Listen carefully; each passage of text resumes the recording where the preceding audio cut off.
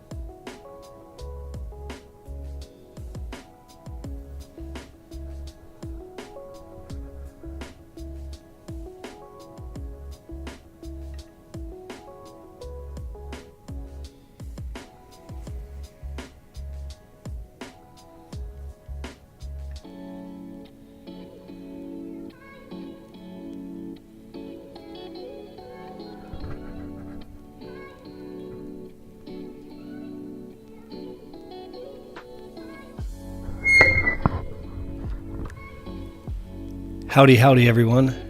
Aaron Boster here. It is the top of the hour, 6:05. 25 minutes until we get rocking and rolling. I've set up some, what I hope is sort of relaxing music.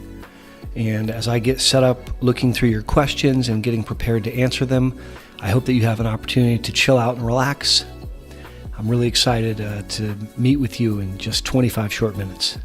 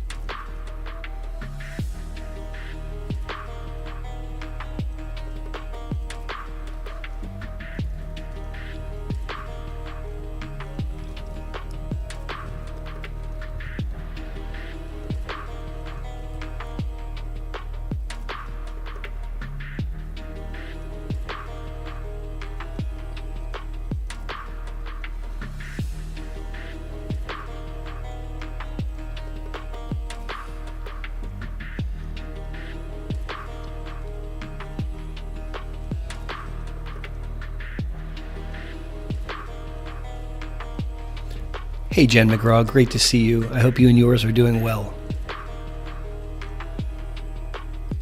Dale, thank you for the flames, my friend, representing Arizona in the house.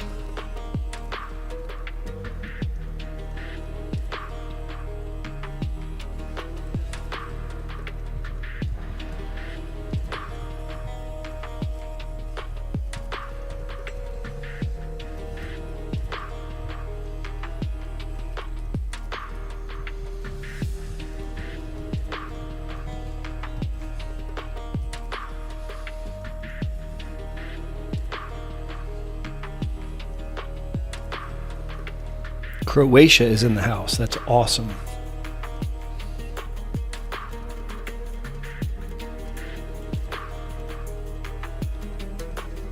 Lemon Peel Angelfish is in the house, representing New Zealand. Great to see you tonight. Or for you tomorrow.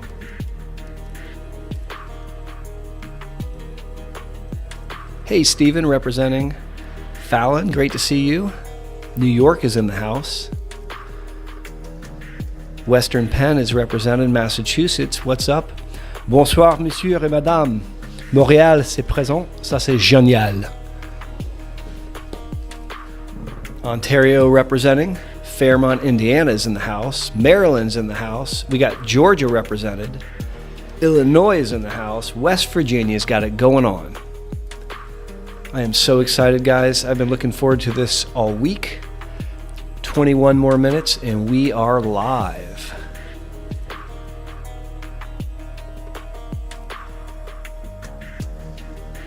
The Netherlands is represented. Maryland is in the house. Ireland is in the house. Scorcho, what's up? Mansfield, Ohio representing. Kentucky representing in the house. Brendan's throwing up flames. Nova Scotia is on my bucket list at the very top. Ooh, I would love to go there. Cleveland's representing. Karen's in the house. Hey, Karen.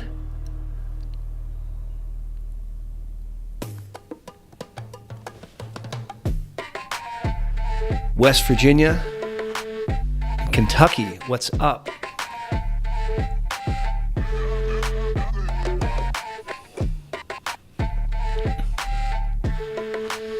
You guys know I love the fire. That's right, Joe. It is so cool that there are so many people from around the globe jumping on and participating in this growing global online community.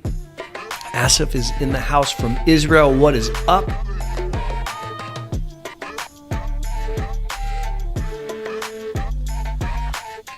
Desiree shares she ate a scorpion. That sounds terrible. Indiana's in the house.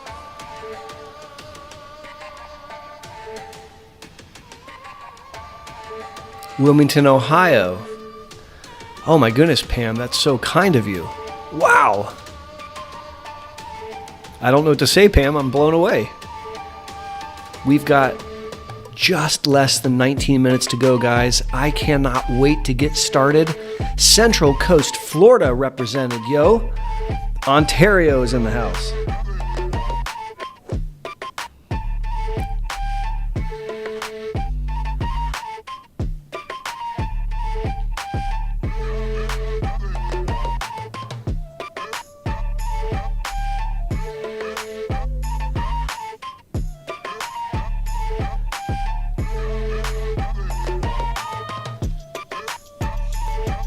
West Virginia and Texas is representing. Miss Astor Dancer, where in Texas do you hail from? Los Angeles is in the house.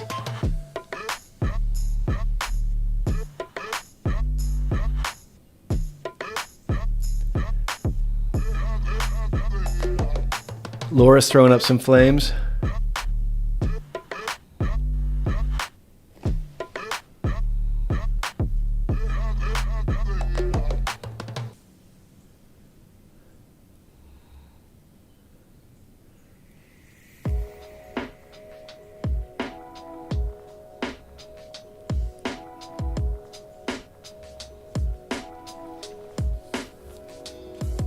New Brunswick, Canada. Wow, that's awesome.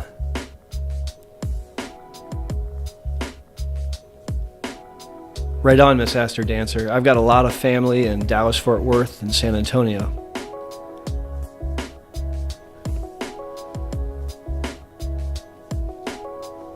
UK is representing. I love it.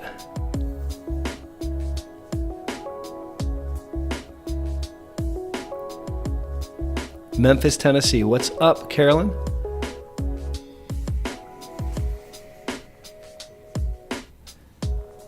We've got 15 minutes. Make sure that you've got your water ready.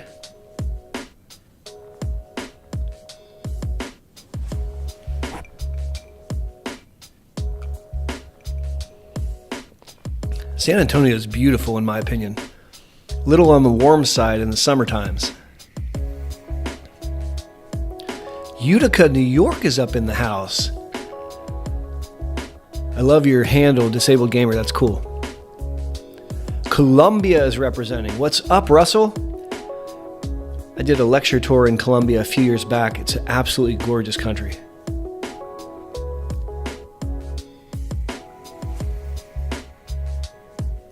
Walter, congratulations. That's phenomenal.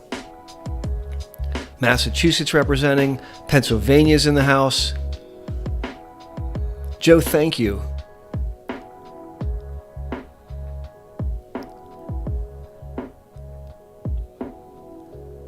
California, what's up?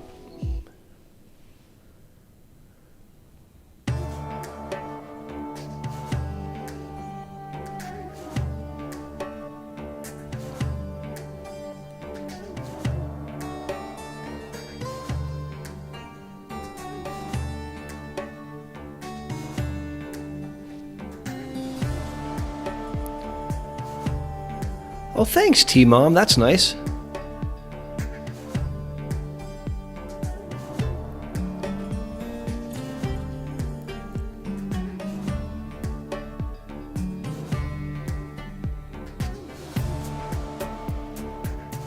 Elizabeth got her water. I love that.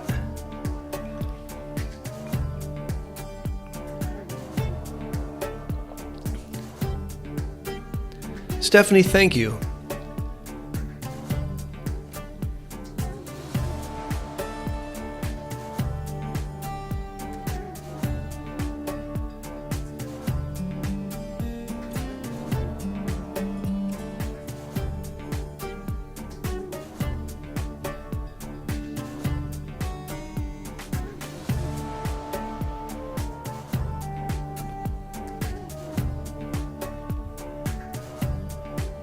Davis, California, what's up?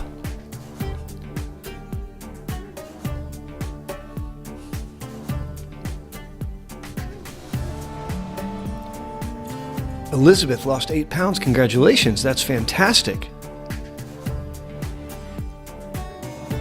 Australia waking up tomorrow. Hey, Kate. It's great to see you in my future.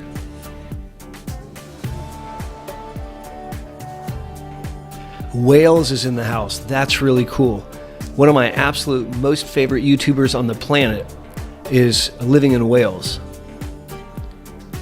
Californians are up in the chat, yo. Connecticut's representing. Even so it as well. It's great to see you, madam. Hey, Kate. Manchester's representing. Scottsdale, Arizona. That's what's up. Lincolnshire, UK, checking in. Loving the folks over in Europe joining us. So awesome.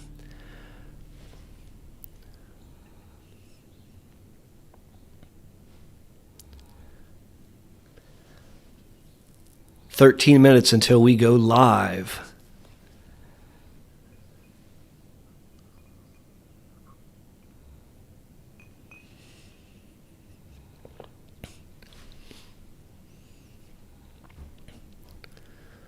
Caesar, it's great to see you representing Mexico today. I hope that you're doing great. Fort Myers, Florida. Suzanne, we were just talking about the W Hotel in Fort Myers, probably one of the most awesome W hotels out there.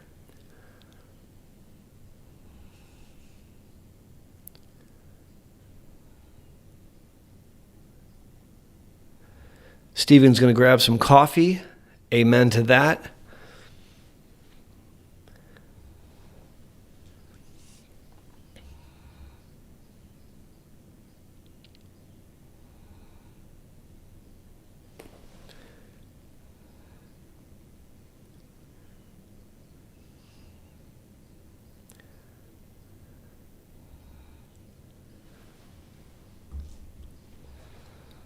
Pennsylvania representing.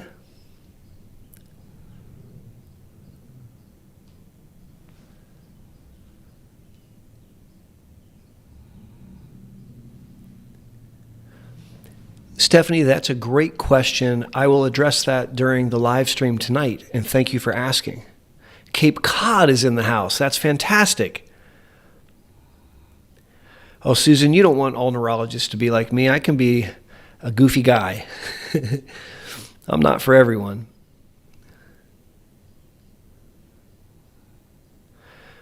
P. Moore asks if it's reasonable to have me as a doctor if you live in California. I think several of my Californian patients would say probably.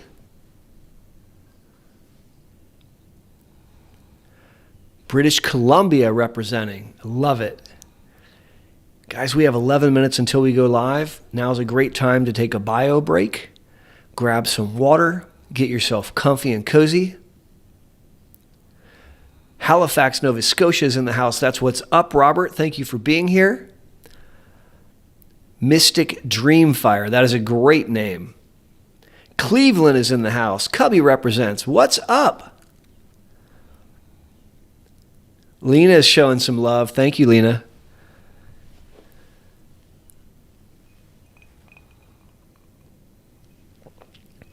Yeah, if you guys want to show me a little love, feel free, jump out of the live stream and give it a thumbs up. And then, of course, jump back in to join us. Giving a thumbs up tells the YouTube algorithm that you really like this, and it lets other people know about it, kind of pushes it out so that more people can enjoy the content. Heather's got her Fiji water.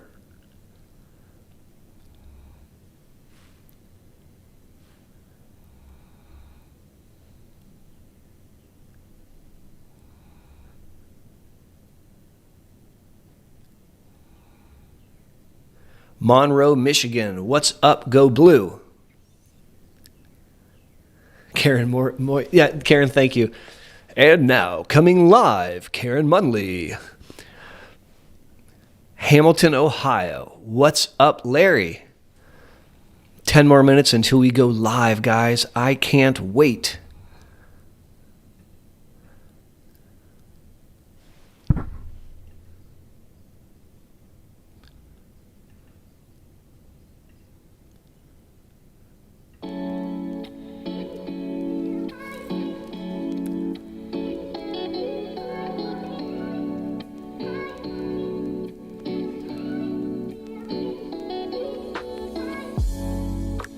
Chillicothe. What's up, Angela?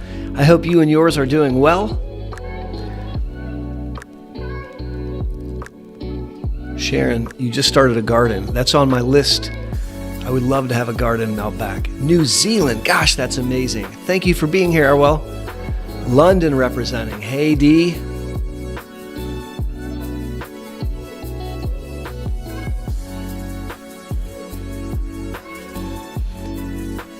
Yes, Petite, we're going to go through a bunch of questions. Several people have mailed in questions. I've received several online, and of course, I'll be taking some from the folks that are joining us live tonight. New Zealand representing. Nancy's got her coffee representing Canada tonight. 9 more minutes until we rock and roll.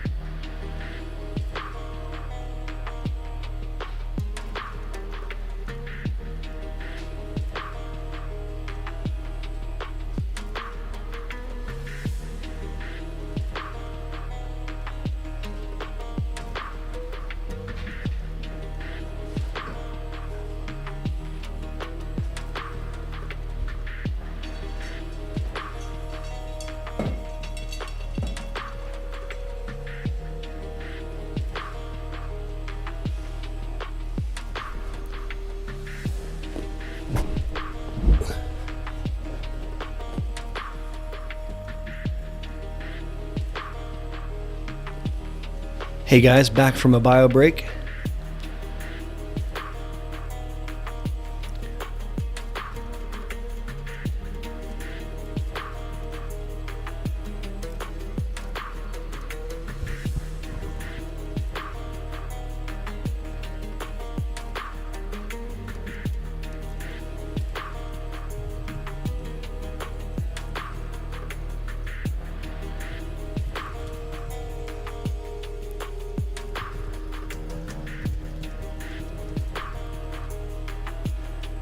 This step V representing Arizona.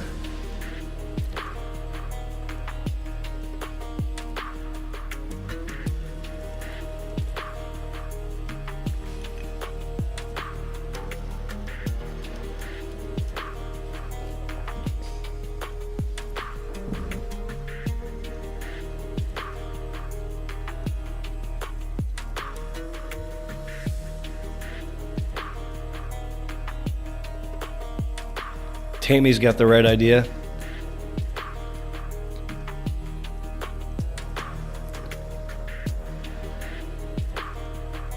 The Bahamas are represented. Oh, Kimberly, I think there's a bunch of people online that are feeling a little jelly. I wore a coat, hat, and gloves yesterday evening when I went outside. I bet you didn't.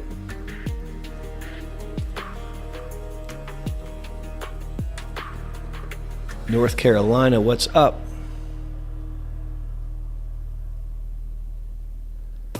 UK is in the house. Joe, there may be a few lemonfish angel peels, but there's only one lemonfish angel peel on this live stream. And she is a rock star. Jen McGraw, I agree. Yusuf, it's great to see you, my friend. J'espère que tout va bien. Seattle, Washington, that's what's up.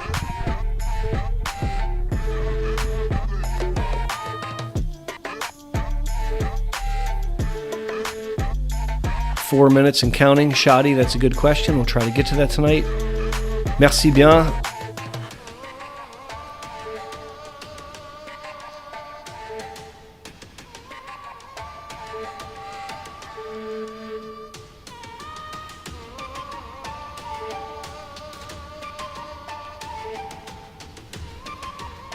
T-minus 3 minutes. Montana's in the house, the island of Tenerife. I'm going to have to look up where that is. What's up, Jane?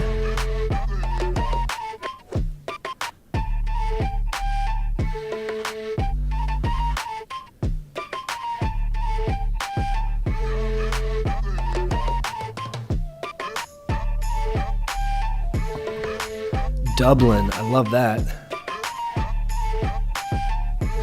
William, I'm looking forward to chatting with you. Robert, I'm looking forward to chatting with you. Canary Islands, what's up?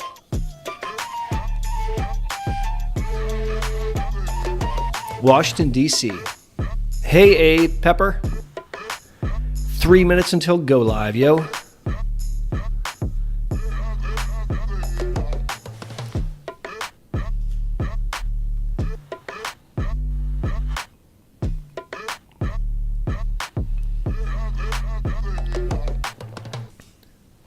Thank you, Angela. Fairbanks, Alaska. What is up, Phil?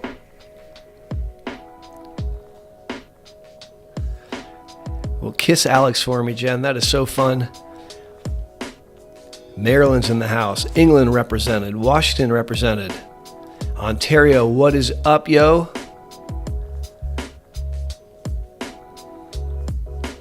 Wisconsin's in the house.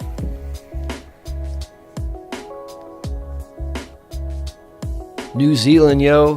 Portugal, Lisbon, an amazing city. I love Lisbon.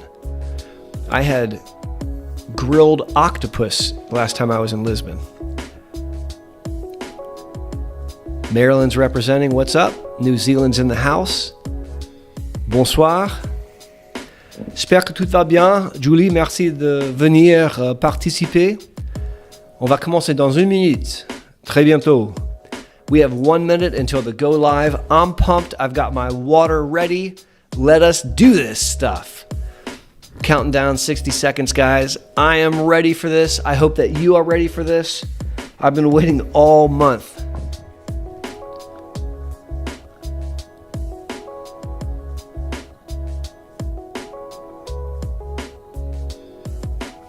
Linda, I'll treat you. Mike's in the house representing Massachusetts. What's up? Our moderator from Massachusetts. Howdy, hi. It is go live time. We have less than a minute. I cannot wait. Cue up the sound, cue up the drum rolls. Seconds left. Bluthton is in the house. What's up, my friend? And we are live.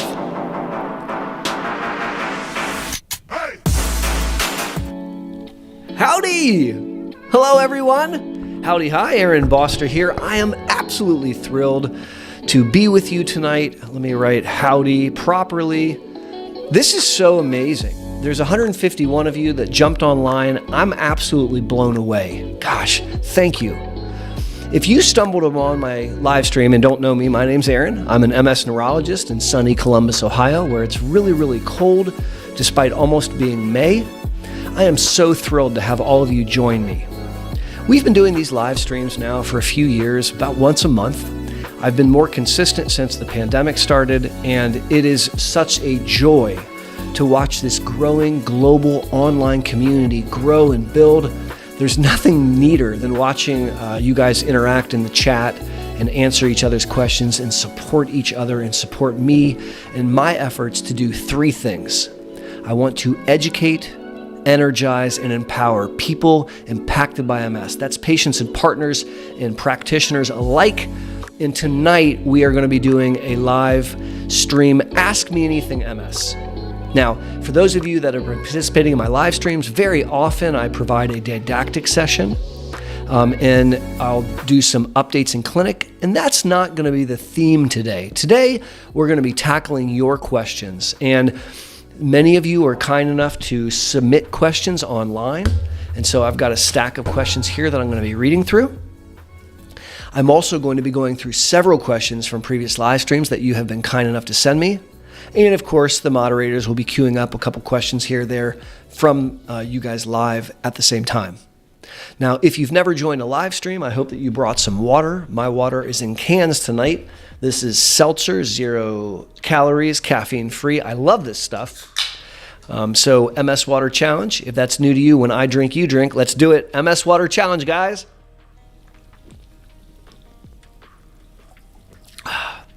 Oh, that is really good. I'm digging that. That's awesome.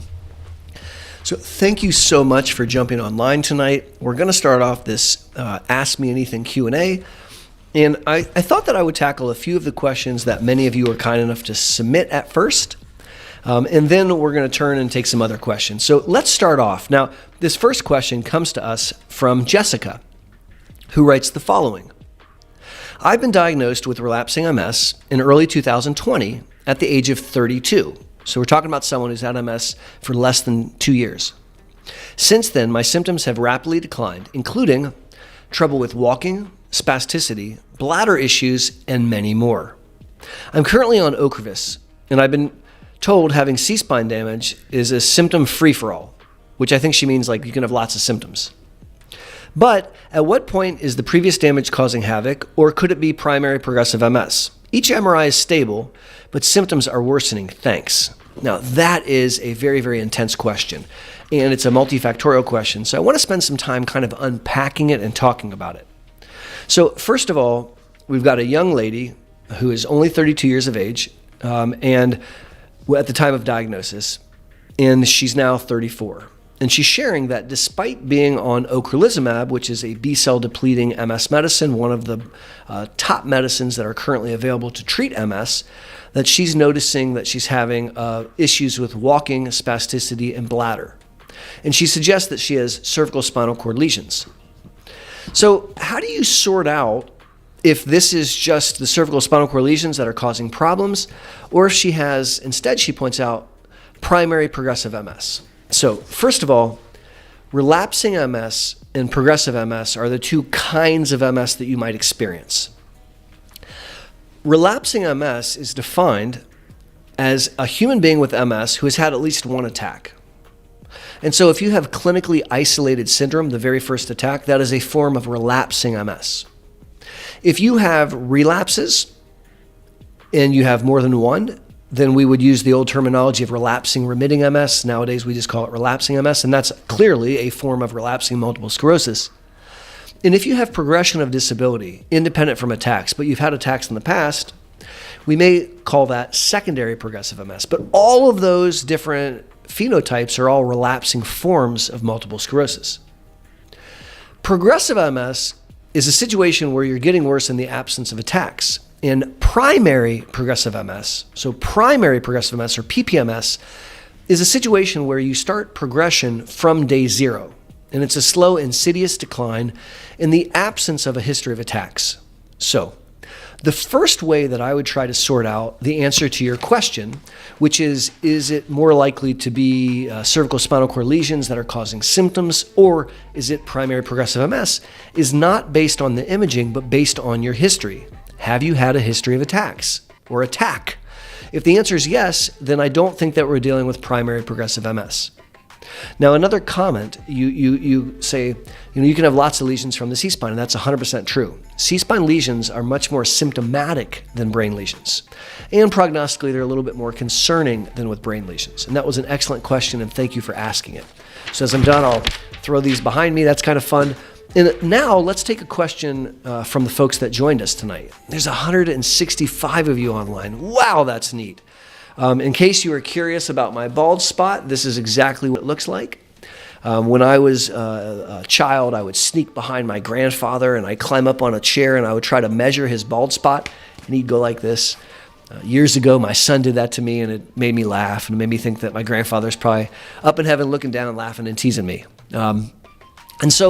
Let's take a question from the audience here. And there's so many really good questions. And don't you worry if I don't get to your question, because you know that I'm going to write it down and I'm going to answer it later. And so Rafik Doad, and if I mispronounce your name, I apologize, writes a great question. Escalation versus de-escalation. Assuming we agree highest efficacy as soon as possible, and the highest efficacy treatment is hematopoietic stem cell transplant, is risk profile of patient is pro-risk, why not start there? So what Rafik is really talking about is a style of treatment. So I don't mean style like you're a sharp dresser. Excuse me.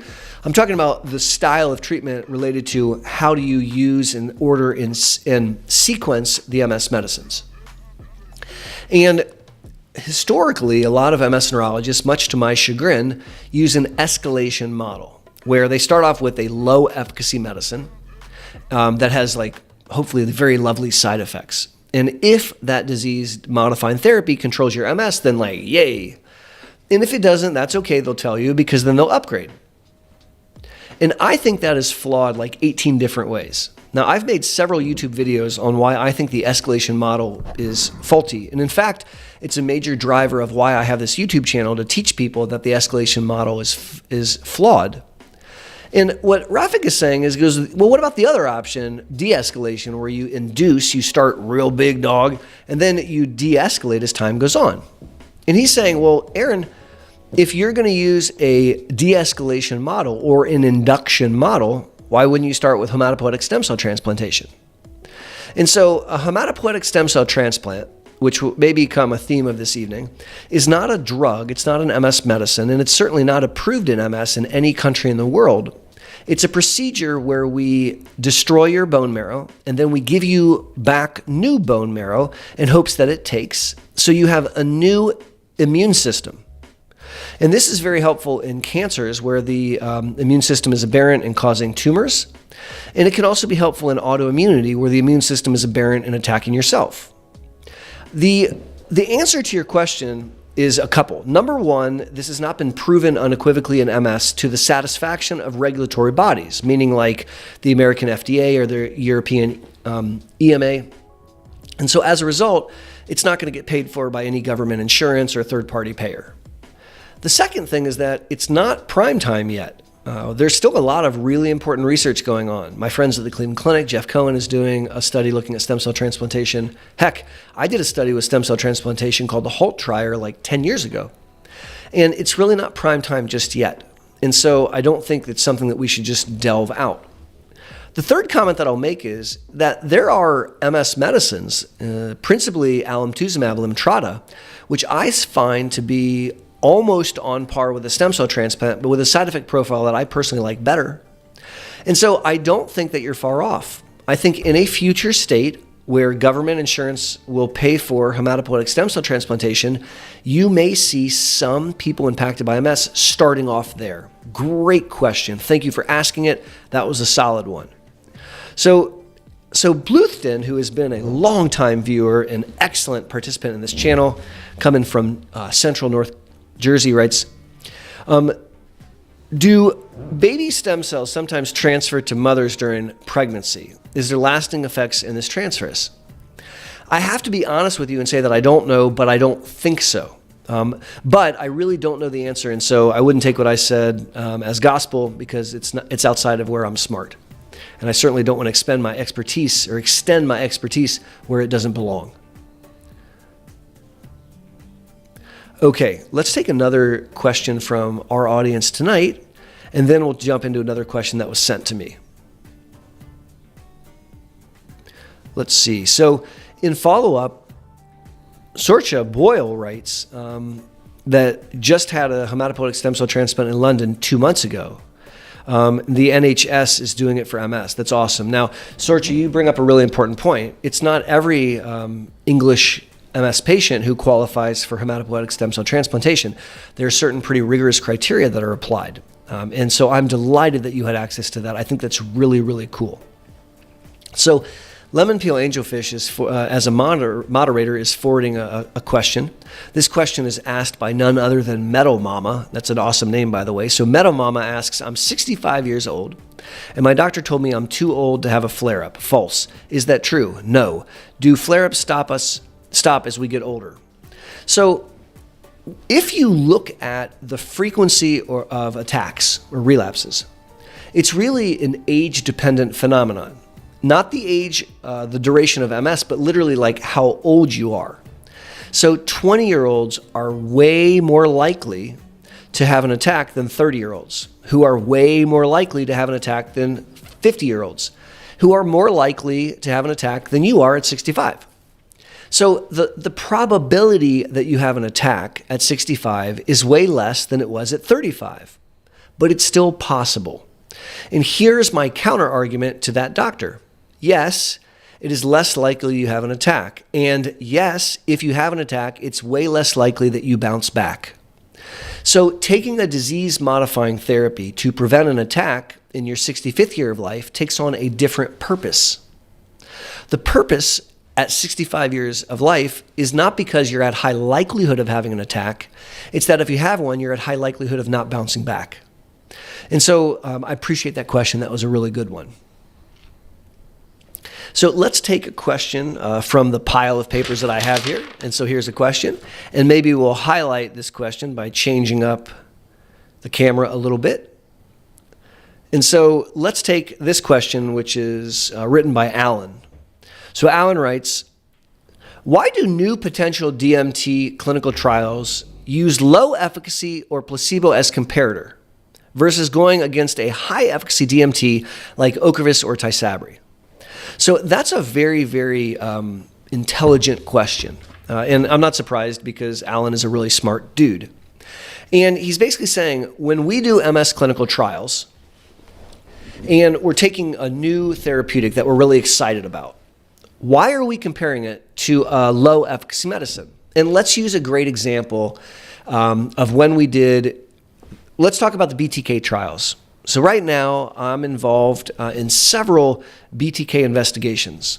5 clinical trials in BTK right now at the Boster Center for MS. 1 in PPMS, 1 in SPMS, and 3 in relapsing MS.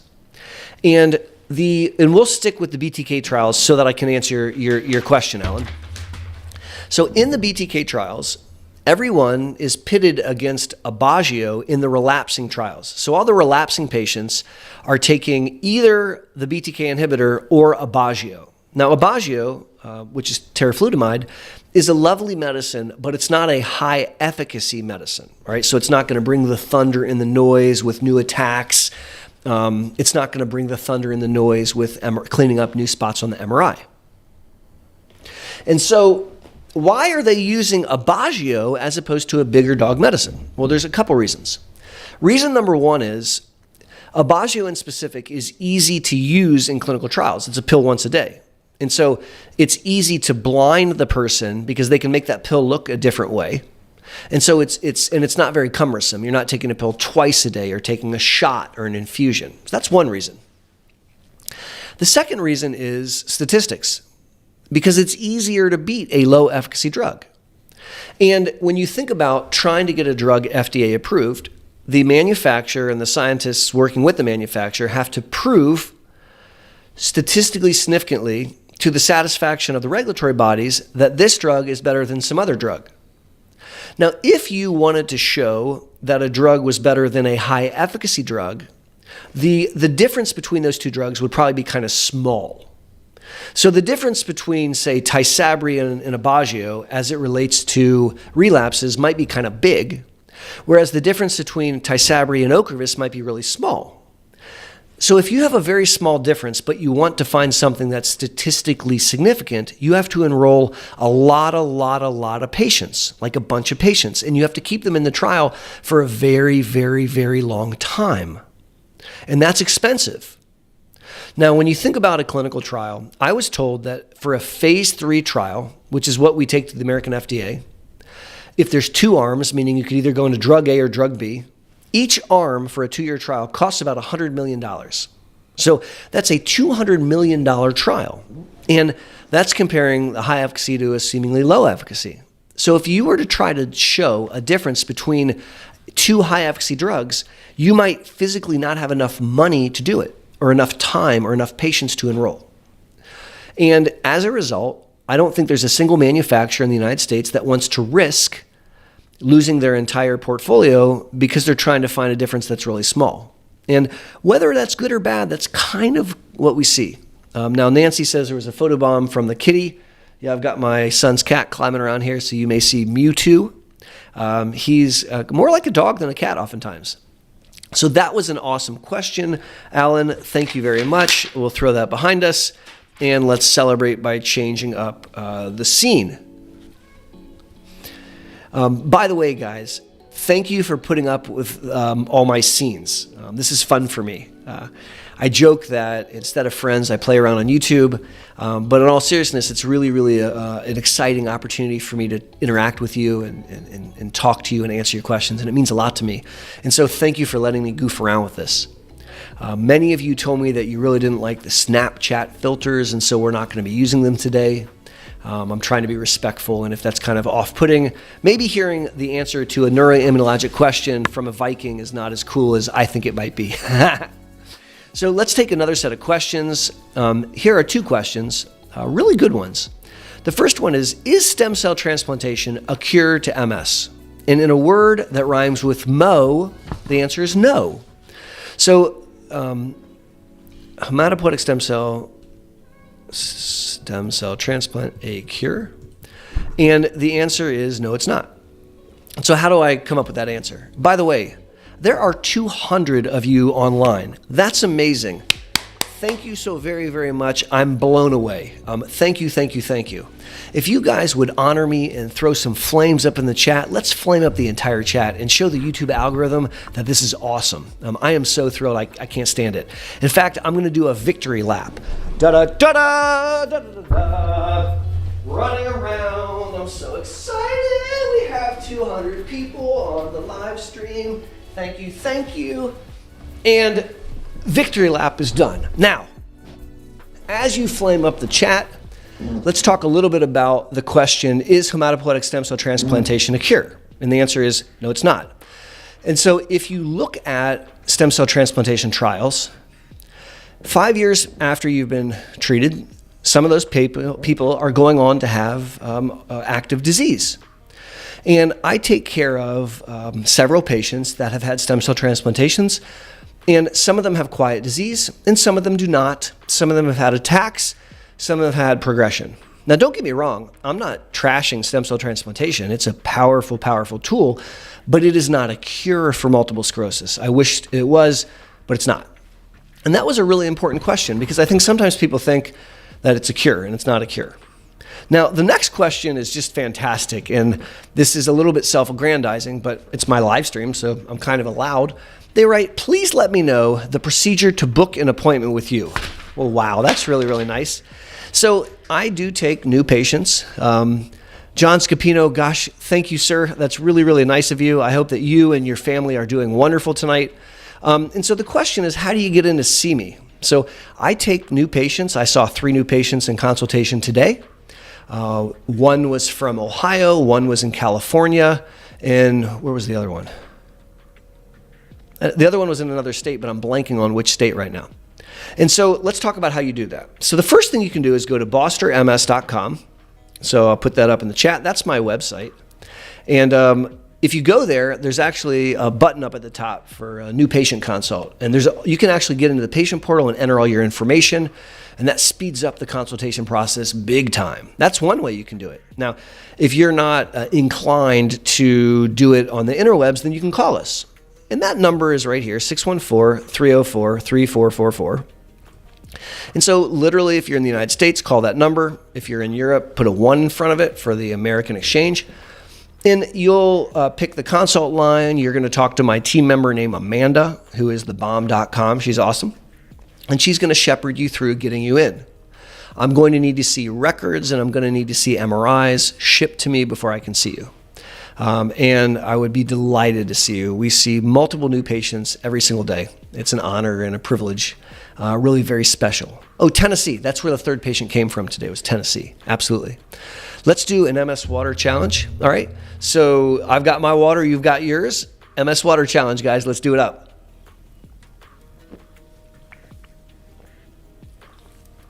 So P. More says that their insurance is naughty and may not let them. You may be surprised. Oftentimes people have what's called out-of-network benefits, which allow you to see someone outside of your network. And even for patients that don't have insurance, we can do a cash program. And so if you would like to talk with us, I would totally love it. So Christian writes, off topic, but do you ever get to travel? If you are ever in Australia, I've got an ice cold beer waiting for you. Oh, that's awesome. I'll take it. Christian, I absolutely hope to travel to Australia. I've wanted to go to Australia for a really, really long time.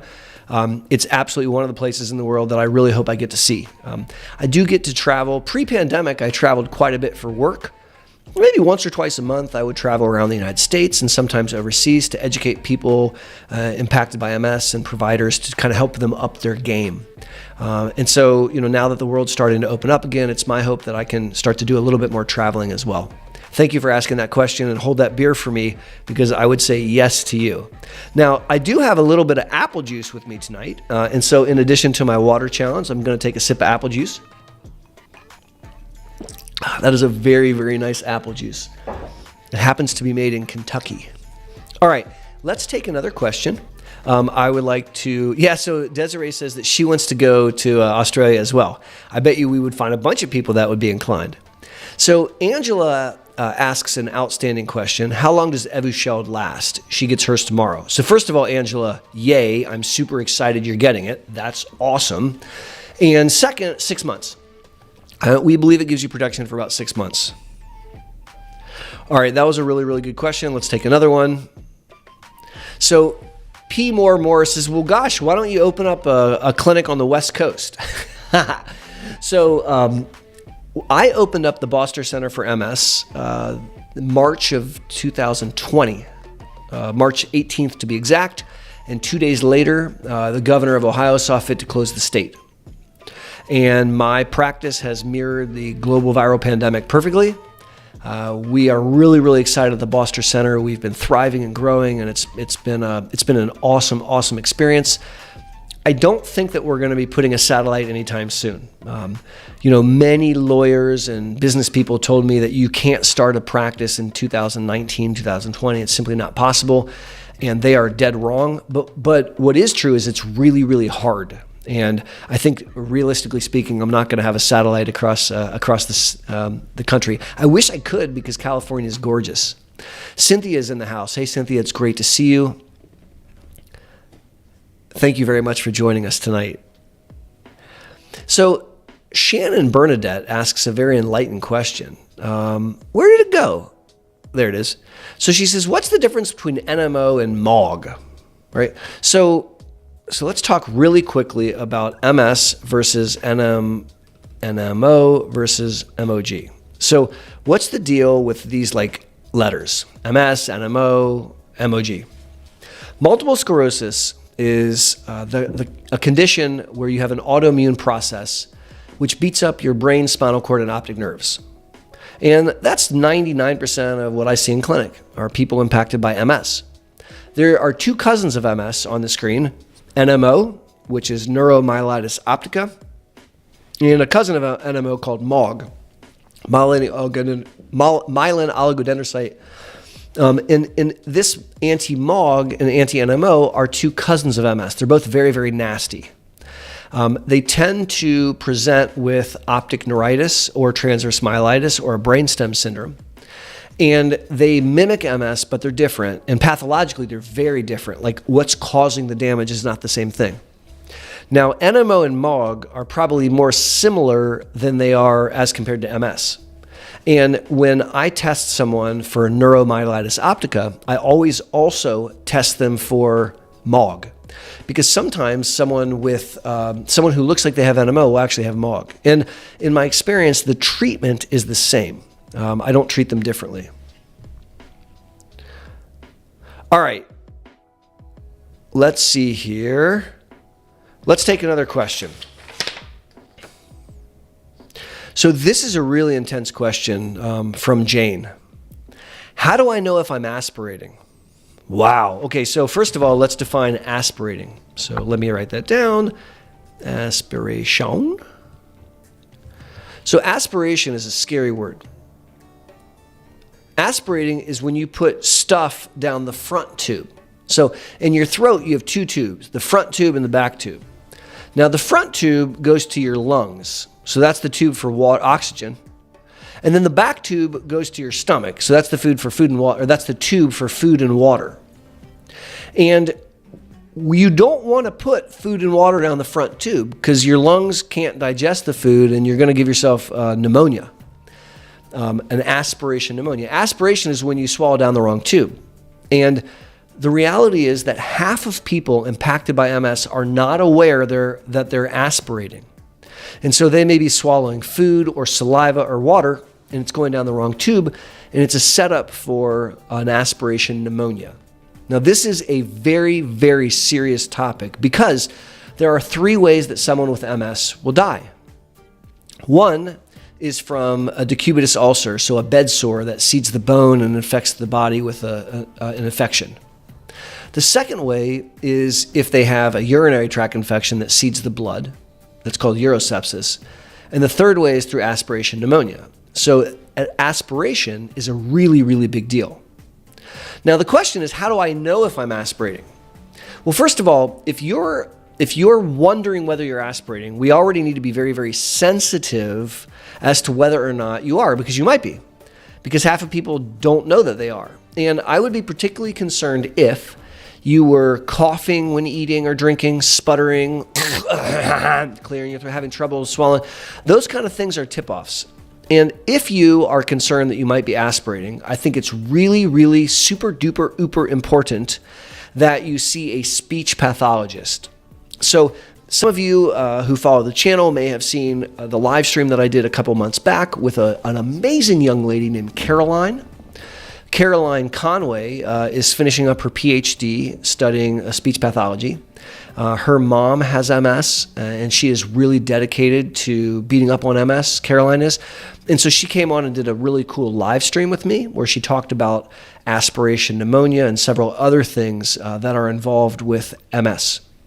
So if you are concerned, hey, Laura Rushilling, if you are concerned about possible aspiration, the first thing you do is you bring it up to your doctor. Bring it up to your primary care doctor or to your neurologist. Say, hey, listen, I'm very concerned that I have aspiration. They will refer you to a speech pathologist, and they can do a couple assessments. Now, the question was, how do I know? Well, what they can do is called a barium swallow study. So barium is a radio-opaque liquid. It's a real thick liquid, and it lights up when you do an X-ray. So what they do is they put you in an X-ray, and then they have you drink some barium. Let's pretend that this apple juice is barium. And then as I swallow, they take pictures, or they take a video, and they can literally see where does the liquid go. Does it go up? Does it go back? Does it go down the way it's supposed to? And they can figure out if you're aspirating. And so working with a speech pathologist can be awesome sauce. Now, Desiree, one of our amazing moderators, says, pro tip, chin tuck and swallow. And sometimes the way that you can take care is that you put your chin down, which blocks the front tube. Then you can do a hard swallow. Now, my cat is sneezing his butt off. And let me see if I can get a side view so you can see him. There he is. So there's the meow meow. He was just sneezing up a bunch, so maybe we'll catch him on camera sneezing. Okay, that was a great question. And J.L. Thomas says that the chin tuck works. It doesn't always work. So there are different techniques for different situations. Desiree is really going above and beyond, talking about another pro tip called the huff cough. Do a deep breath and cough, and it's going to get more oxygen. It's going to get the liquid out. So that's a really, really good technique. All right, let's take another question, and it's from the same email. Any updates on BTK inhibitors, preliminary results when they are available? So we recently had a readout of one of the BTK inhibitor phase 2. We don't have any phase 3 data yet. The phase 2 data looks really, really encouraging. It looks really encouraging on the MRI. It looks really encouraging for clinical parameters. I'm particularly excited about the phase 2 with the suggestion of what it might do in progression, but the jury's out. Now, as I mentioned earlier in the live stream, the Boster Center for MS is currently doing 5 clinical trials looking at BTK inhibitors, and we're actively enrolling all of the trials. Of all the clinical trials for BTK, only one trial, which is a trial run by a company called Serona, is locked to enrollment. And so they've enrolled enough patients, and now they're running them through the gambit. All the other trials are still enrolling, and so there's even a manufacturer that hasn't launched a phase 3 yet. They'll be the last to the party. A company called Biogen will be also bringing a BTK inhibitor. So there's a lot of studies, and it's not prime time yet. So it's probably going to be a couple years before we have phase 3 readouts. But I will tell you that the phase 2 data is really awesome. All righty. That was a super good question. Let's take a question from the audience. You guys are on tonight. There's 195 of you. That's ridiculous. Thank you very, very much. I'm completely blown away and honored. Let's change some things up. So you can see not only am I balding, but I also have a proper male pattern baldness hairline. It's funny because we do a lot of Botox for migraines at our center. And when I explain Botox, I say we're going to go across your hairline. And then I have to specify not my hairline, but your hairline, because my hairline goes on the top of my head. All right, let's take another question. Real quick, Desiree, who's coming up with some great topics, is pediatric trials. And yes, I am currently seeking someone under 18 with MS for a pediatric trial that we're doing comparing Gilenya against Ocrevus. Really, really cool trial. Operetta 2 is the name of the trial. So if you're listening to this live stream and you know a child with MS or a family that has kids with MS, definitely give them our information. We are super, super interested in helping them out. Okay, nice shine through, Doc. Thank you. Okay, so let's do a little MS water challenge, yo. You know how this works. When I drink, you drink. MS water challenge, let's do it.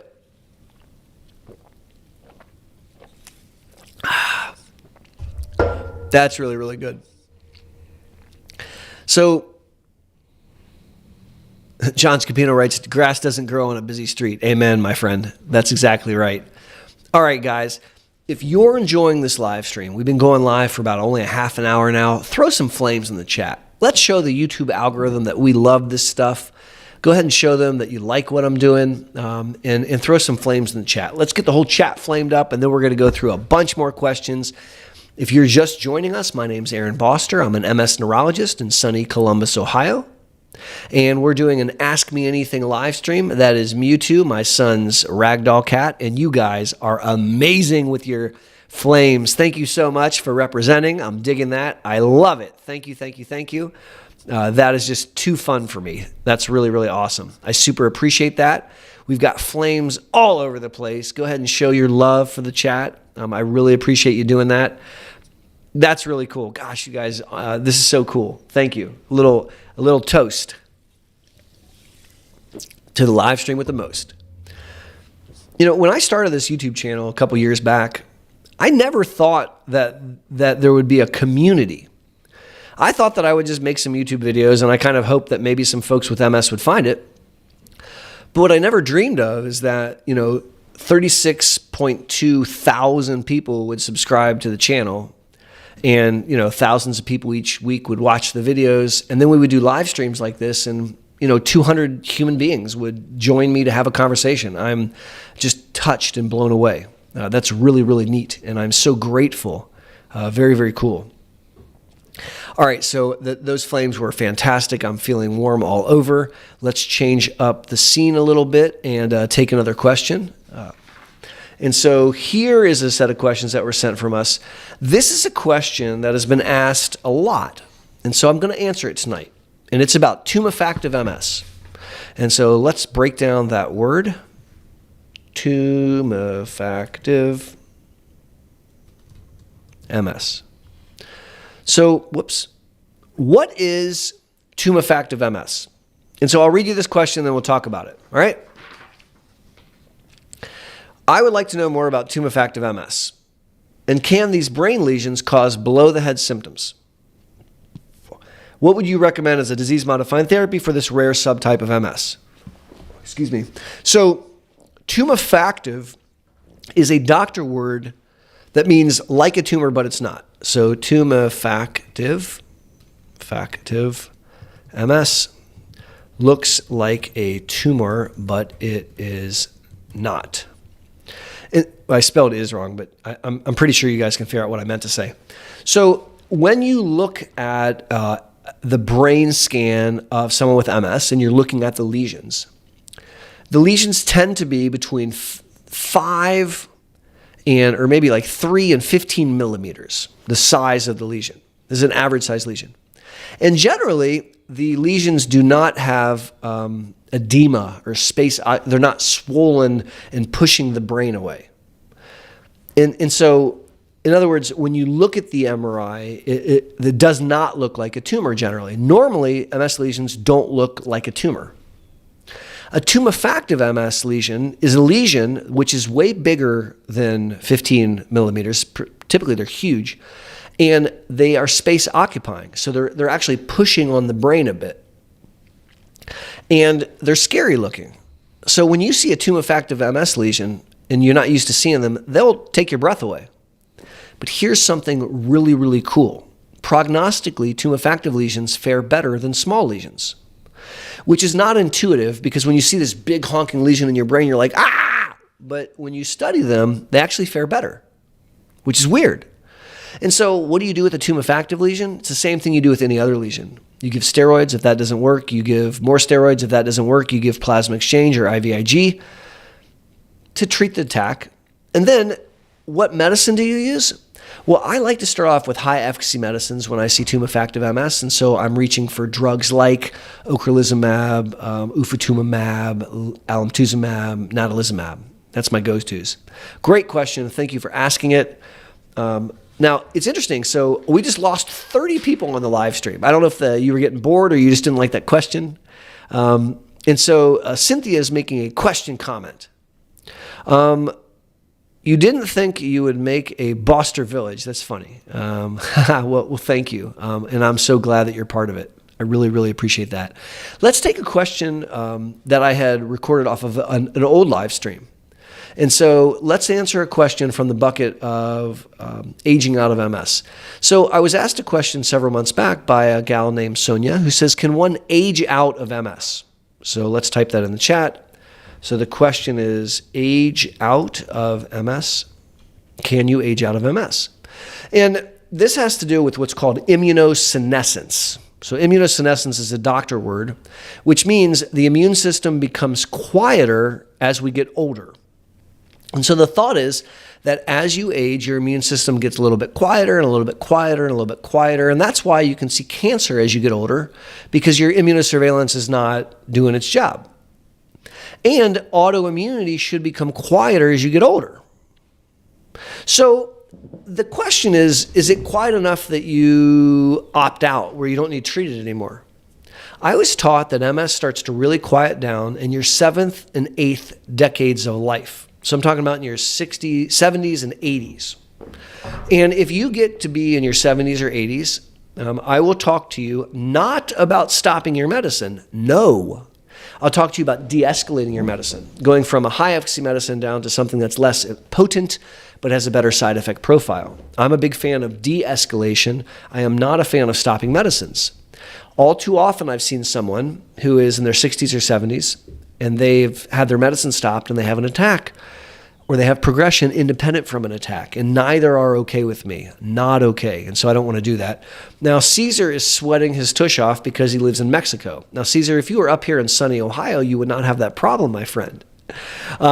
We've got someone from Wakefield, UK in the house. Ian, thank you for joining us. Leah says that her neuro took a client off Avonex when they turned 60, and I think that's complete and utter bullshit, and I'm really, really sorry they did that. And I do not apologize for my language. Now, let's see what other questions we have. So there's someone who writes in, Kathleen, and she's asking about the central vein sign. And so some of you may heard of the central vein sign. So the central vein sign is a radiology thing, like where you're looking at the MRI and the lesion has a certain characteristic. And what we have found is if a lesion, a spot on the MRI, has a vein in the center of it, central vein sign, it's way more likely to be an MS lesion. And that's because of the way that MS lesions are caused. They're caused by leaky blood vessels, where the naughty autoreactive cells leaves the bloodstream, leaving the vein, and then they cause inflammation around the vein. And so sometimes with proper imaging, you can see the central vein. And so the question that Kathleen asks is pretty cool. What does Dr. Boster think of the central vein sign in diagnosing MS? Does this really change how neurologists will diagnose? Is it really unique to just MS? And how can a patient be sure that the right sequences of the above referenced MRI techniques have been considered? So I don't think that this revolutionizes MS, because you don't need the central vein to prove it's an MS lesion. It just makes you feel way more confident that it's an MS lesion. The current MS criteria do not include central vein sign as a factor, like central vein sign, then yes, and no central vein sign, then no. And maybe one day central vein sign will actually rise to the point where it becomes part of the criteria, but it's not.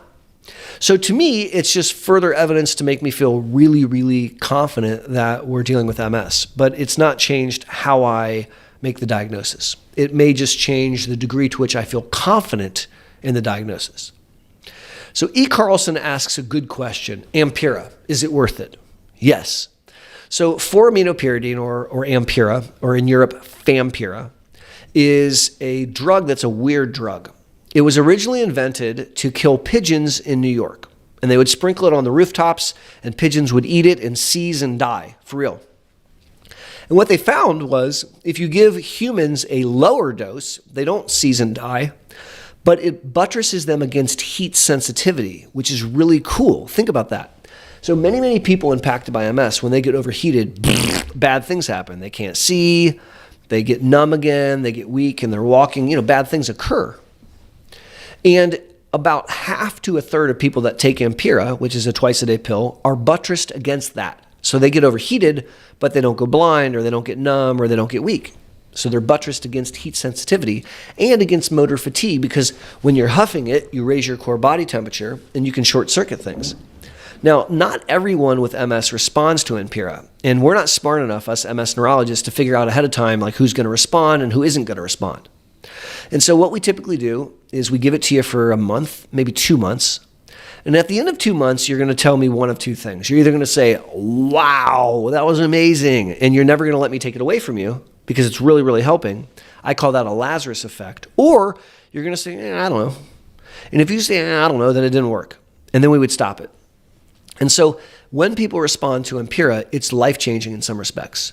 And your question was, is it worth it? It's expensive. I would ask you to take it for 2 months. And at the end of 2 months, if it wasn't working, you won't continue to pay for it, which is fine. If it's working, you're going to want it so badly, you're going to find a way to pay for it, which is fine. So either way, I think we're rocking and rolling. Now, David writes, love your passion and advocating for us staying on the strongest DMT necessary. Thank you. And let me tell you an interesting little story. Well, I don't know if it's interesting, but I'm going to tell you about it. So the other day, I was working with one of the MS manufacturers, a pharma company, and I was helping them build a slide deck to teach doctors about one of the MS medicines. And so that's a fun process for me where we go through the clinical trials data and we figure out how to present the data and which parts are going to really make sense and which parts do we want to teach doctors about and all that kind of stuff. And I really enjoy doing that. That's a really fun thing for me to do, helping people. And one of the people I was working with said, oh, this next slide is on CIS, clinically isolated syndrome. And we know that's your fave and you're so into that. And it kind of dawned on me that they might not know why I'm so into that. So I took a moment and I told them. I told them that when I was 12 and my uncle was in a wheelchair, there were no drugs for MS. They didn't exist. In fact, they weren't going to exist for another 10 years, 8 years. And so I remember when the only option in MS was to get worse. So there was never, ever a time in my Uncle Mark's life where a doctor said, you're going to get better, or you might get better, or this medicine can make you better. The story with my Uncle Mark was he was a brilliant mind and an amazing mathematician, an amazing trumpet player who lost his ability to do any of that and then needed a cane, then a walker, then a wheelchair, then a bed. And we buried him in his late 50s. And he didn't stand a chance. He didn't have a disease-modifying therapy. And the therapies that came out, he was already fixed in a wheelchair. And now we know they were low-efficacy therapies like beta-seron. My uncle never, ever had a chance at confirmed disability improvement. My family was never told that we could get better. We were told that he will get worse and he will die. So when I can look at a young person and I can tell them that there's a chance that they can get better, gosh, that's amazing. My family never had that chance. So I'm not apologetic that I'm emotional, and I am proud to participate in a field where we can bring that to the table. And I can look someone in the eyes and I can say, guess what? There's a chance that we can make you better. So I took the time to explain to that pharma company why I'm so passionate about confirmed disability improvement. Because of hope. Hope is really, really important. Now, Leah says, feel sorry for my uncle. You don't have to feel sorry for my uncle. Thank you. But I hope that my family's experiences are not to be experienced by other families. And I spent a lot of time and energy trying to do a bit better than the men that took really crappy care of my uncle. I, in fact, replaced some of those men in my career. And so, sorry I got off on a tangent and maybe got a little tearful, but thank you for letting me talk. And hopefully that helps you understand a little bit about what drives me to want to do this. My family's passed. My grandfather's passed away. My grandmother's passed away. My uncle's passed away. But I might be able to help your grandmother or your uncle. That's called paying it forward. That's important. Let's look at some more questions, guys. Ha! So this is a question from Bernadette. And she writes, I was diagnosed with MS in 2008. I've had setbacks that greatly affected my strength and my lower limbs. which is really the only area affected by my MS, creating obstacles that hinder my walking. I was using a rollator for several years before coming down with a bad infection that put me in a scooter. I respond very well to aggressive physical therapy, but I've had a great interest in stem cell transplantation within the past year. For someone with MS diagnosed 12 years ago, how do you think I would respond to hematopoietic stem cell transplant, in all honesty? So that's an intense question, and I really appreciate Bernadette taking the time to write in. Now, the first thing I want to point out is we're dealing with a myelopathy. So myelopathy is a doctor word.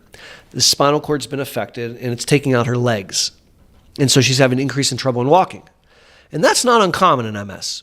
Many of you who are watching right now can empathize with what she's saying because you may also have some difficulty with walking. And I want to point out a really important part of her story. I'll read it again. I was using a rollator for several years before coming down with a bad infection, and that bad infection put me in a scooter. So what's up with that? Well, first of all, that's very common. It's very common that somebody with MS will have an infection and they drop neurologically and they don't recover. And so I want to spend some time explaining that. And it really has everything to do with what we call the functional reserve. So let's type that word out. That's a very important word. Functional reserve. Ha ha ha. Oh my gosh. Real quick, everyone look at the chat right now and look at Sally Stevens. All right? Everyone say, hi, Sally. So write that down. Hi, Sally. Come on, guys. Say hi to Sally. Sally is a representative from the National MS Society Ohio chapter. She's a friend of mine. She's absolutely amazing. She is super involved in all things Ohio MS. She's an amazing advocate, and she does great work here in Ohio. So everyone say hi to Sally. Show her some love. Show her that we like what she's doing. We are partnering with the National MS Society in a really big way this year. We are raising money for the National MS Society Walk. I am so excited. In a couple weekends from now, the Boster Center for MS is going to be walking with the National MS Society and raising money to help cure MS and to find. So Sally, I hope you feel the love, gal, because we do love you, and we love the National MS Society, and we're so grateful for your partnership. We truly are. So it's super nice to see Sally. Thank you. Now, I want to get back to this concept of functional reserve. The functional reserve is your neurological system's ability to withstand an insult. Not an insult like you're ugly, but an insult like you have a fever. And when you have a fever, your brain has to grapple with that. It has to handle the fever. And as we age, our functional reserve gets smaller. So I'll give you an example, my favorite example. When I was 18, I could skip a night of sleep. And I would just not sleep on Friday. And I'd sleep on Saturday. And I didn't really care because I had boundless energy. I was an 18-year-old. Well, I am 47 years old, and just saying that to you makes me exhausted.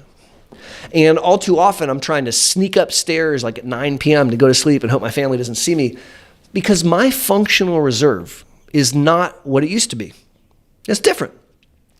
Now, by the way, Sally shows some love. She says, Dr. Boss, the MS Society loves you too. Go walk MS in Columbus. Hoorah. Thank you. So the functional reserve is something that diminishes as we get older. So the older you get, the smaller the functional reserve. And here's the deal. In the setting of MS, the functional reserve can be smaller faster, so it shrinks way quicker. And sometimes you may be neurologically intact by the skin of your teeth.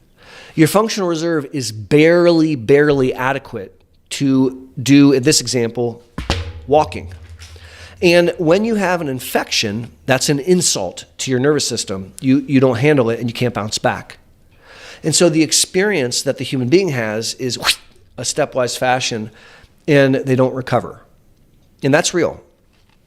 And so what do we do about that? Well, ideally, the best thing to do is to prevent the infection, which is very easy to say and very hard to do, but that's spot on what we would ideally like to do. So when we're talking about avoiding aspiration pneumonia, avoiding urinary tract infections, avoiding decubitus ulcers, we don't want you to pay the devil's price. We don't want it to take your legs out, literally. And that can happen because of a small functional reserve.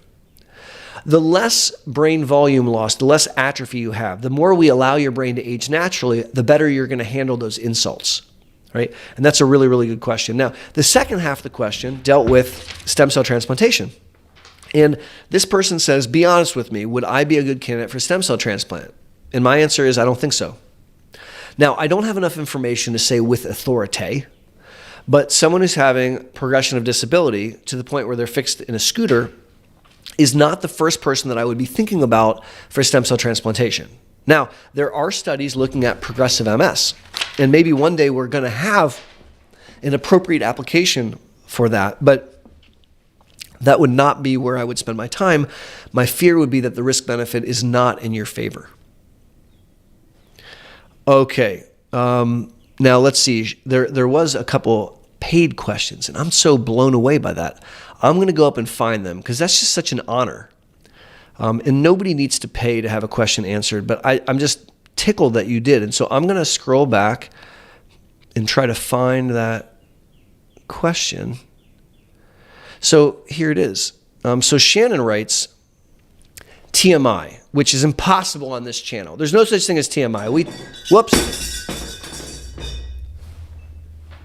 Whew, that was weird.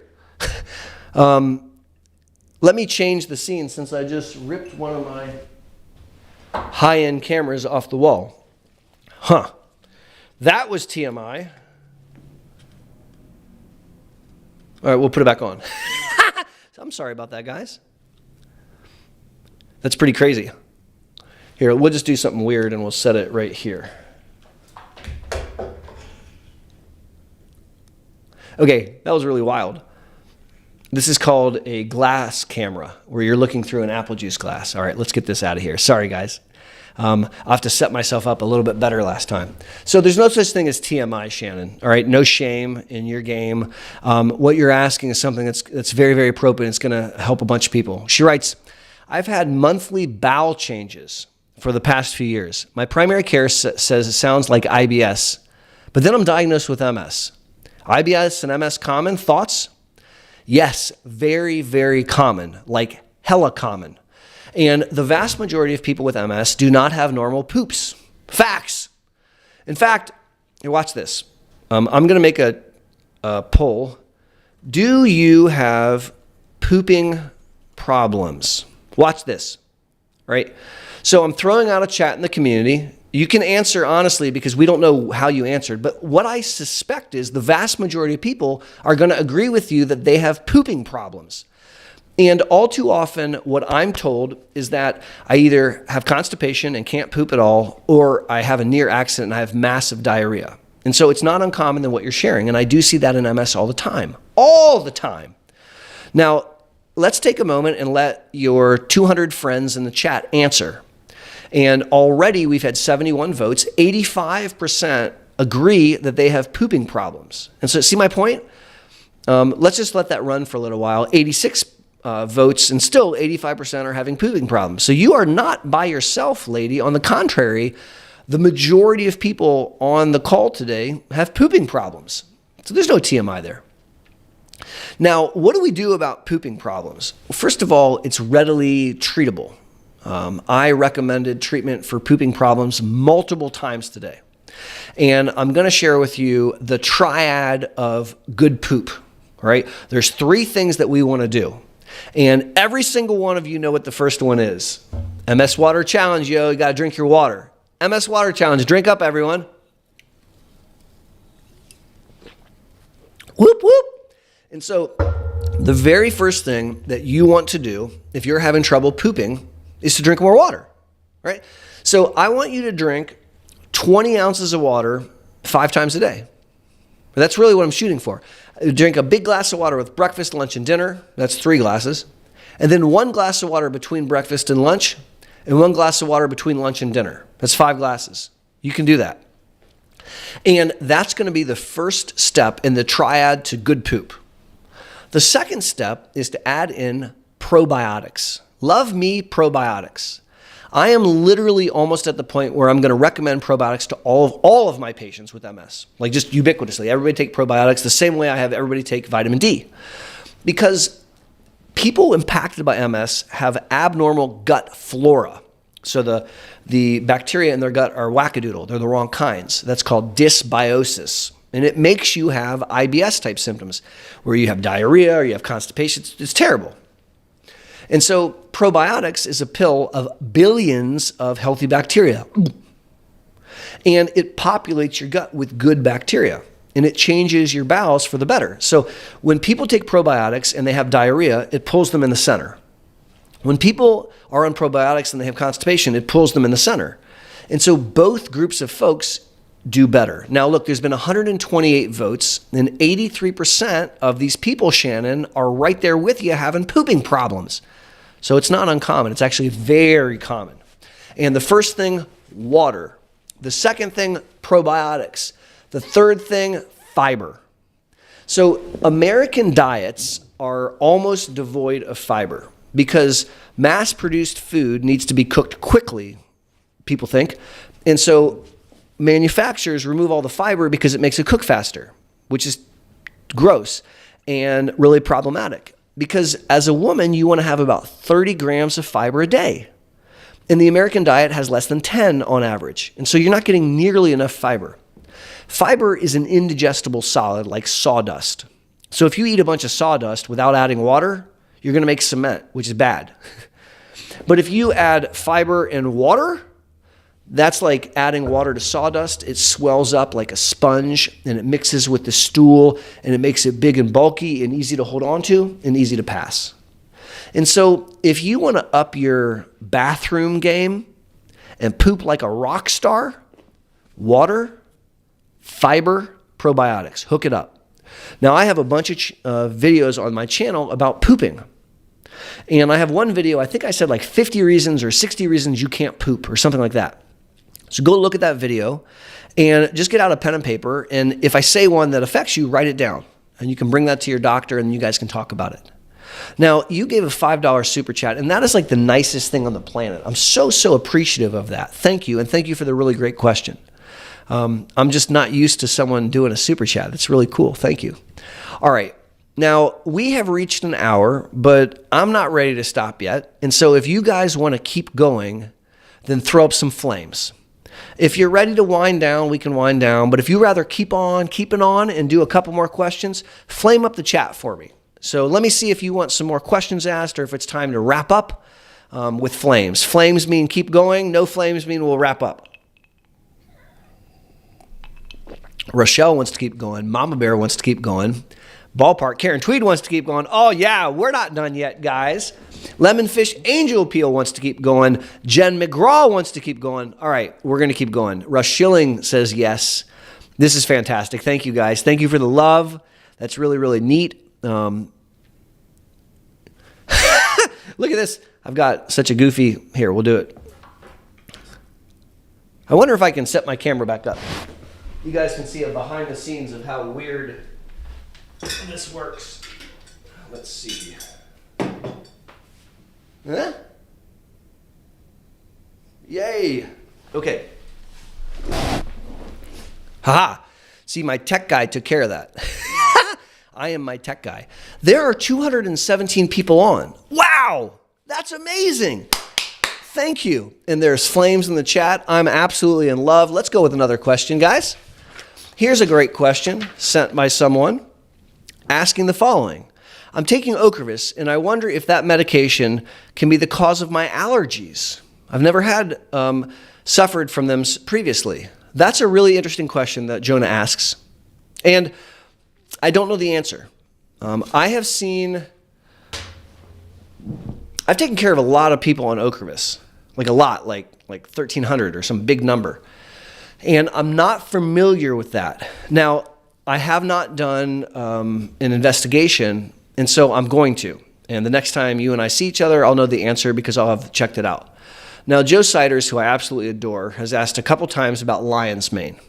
And Joe, I saw your question, and I didn't have time to research it, and I don't yet know the answer. And so I don't want to speak out of school, but the next time you and I talk, I will have looked it up, and I'll tell you what I think. Now, looking at another great question that was asked, this is from a gal named Judith. And so Judith writes, in a very recent YouTube presentation, Dr. Boster mentioned the use of induction treatment in his elderly patients. I did not hear him mention the specific medication, Mavenclad. Could he please provide that information, Mavenclad, and any factors in the decision to use this medication, Mavenclad, in this setting? So yeah, I would be happy to talk about that. So I like induction therapy a lot. Like, that's my preferred way of treating multiple sclerosis. And I'm one of the highest utilizers of this one drug called Limtrada in the United States because I think it's the bomb.com, and it's one of the best induction models that we have. It's really, really hardcore. And there's a, look, my dad's throwing up flames. Thank you, Dad. It's really freaking awesome. You guys see Charles Boster in the house? That's my father. And so if you want, tell my dad you said hi. That would be really cool. So where were we? Mavenclad is also a form of induction therapy, but I like to call it micro-induction because it's nowhere near as intensive as what we see with alemtuzumab, Limtrada. And so there's lots of different places to use Mavenclad. And one of my fave places to use Mavenclad is in someone who is maybe like in their 60s, where they're not having active disease, they're not having like lots and lots of attacks in these spots, but they are at risk of progression, and their immune system might be starting to quiet down. And so we can do Mavenclad, which is 5 pills the first month, 5 pills the second month, then you're done for that first year. Then 5 pills the first month, 5 pills the second month, the second year, and then you're done. No more therapy unless you have new disease activity. And so what's really kind of cool about that is you can have a durable effect in the absence of retreatment. And so it's really, really fun to be on a disease-modifying therapy that you're not actually needing to take on a regular basis. That's called a discontinuous therapy, and it's something that I've done a lot recently, and it works really, really well. Super fun. Very, very fun and super cool. Thank you for that question. Now I've got another 2 questions here, and then we'll have gotten through all the questions that were mailed in, and I'm so grateful that everybody did that. So this question from Canada. I fully support your approach to treat aggressively from the beginning, which is one of the many reasons I'm on Kesimpta, even though I would be considered mild MS by my neuro. So I think that's very fantastic that you're starting off on a high-efficacy medicine. Kesimpta is a high-efficacy B-cell depleter. Good stuff. My question for you. There's so little information on new therapies like Kesimpta in pregnancy. I hate the idea of being off meds for 6 months, which is the drug company's suggestion. And I've read a variety of studies relating to drugs similar like Ocrevus, Rituxan, etc. What is your opinion on family planning and MS guideline safety? That's a really great question. So first of all, the party line is to come off the drugs to become pregnant because of safety. So from I don't want the medicine to affect the fetus or the child, we would say come off medicines, which is what we used to have to recommend back in the day. And we don't do that anymore. And so I don't take people off medicines the way that I used to in attempts at becoming pregnant. We keep people on Copaxone, we keep people on interferon beta products, and I keep people on Tysabri through their first trimester before taking them off. That works really well in my clinic. Now, presently, I don't give people Kesimpta or ocrelizumab during attempts at conception. I think there might be some risks there, although, to your point, the data is very scant. And so what I typically do is I'll stop for a period of time and attempt conception for a set period of time. And if we're not hitting it, we have another meeting and decide to try for another couple months. By the way, I'm not present. It's you and your spouse. And then we may say, okay, now it's time to go back on therapy. And with ocrelizumab, where I have more experience with this, I do it as follows. Ocra is out of your body in 4.5 months, and you don't get redosed for 6 months. So there's a month and a half, almost 2 months, where there's no drug in your body, and it would be safe to try attempts at conception. So you need to have sex like a bunny rabbit during those 2 months and attempt conception. And if it doesn't work, then we have a conversation and we maybe extend for another month. Now listen, when you have sex in an attempt to become pregnant, You need to have a lot of sex. We're not talking about like just on Wednesday. We're talking about like twice on Monday, twice on Tuesday, twice on Wednesday, because exactly, see the rabbits? This is what you got to do.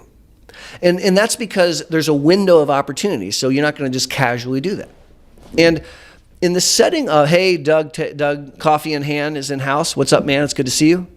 And so there's lots of ways to game out pregnancy and MS. And I don't think that it's a foregone conclusion that you have to come off. Now, there's a really amazing doctor, Dr. Riley Bove, and I can't put the accent aigu in front of the E, but she is an MS neurologist who is UCLA and has probably done the most work looking at pregnancy and B-cell depleters. And so you might do a lit search and look up Dr. Riley Bove. She's a friend of mine and really, really smart, done some amazing stuff. That answers all the questions. We've been online now for just over an hour. It's been absolutely phenomenal. I'm so touched. I can't believe that there's been over 200 of you on for the majority of that time. Thank you. Wow. My name's Aaron Boster, and as always, thank you for learning about MS with me. Thank you for being a member of this growing global online village. It means the world to me. If you haven't subscribed to my channel, you should totally do that and hit the subscription bell. That way, when I jump online, it'll let you know. I'm making videos every single Monday. Right now, I've got 7 videos lined up. So if I were to not make any more videos for the next 7 weeks, you're good in the hood. And I'm not going to stop. As long as you keep watching, I'll keep making them. Again, it's my goal to energize, empower, and educate people impacted by MS. Thank you all very, very much. I look forward to seeing you next month, when there will be another live stream, and we're going to have some special guests, so tune in. You'll be getting emails, and you'll be getting updates on social media, letting us know when we go live next. It'll be the last week, probably the last Thursday of next month. And until I see you then, or until I see you at the Boster Center for MS, which would be even better, be safe and take care. Have a great night, guys.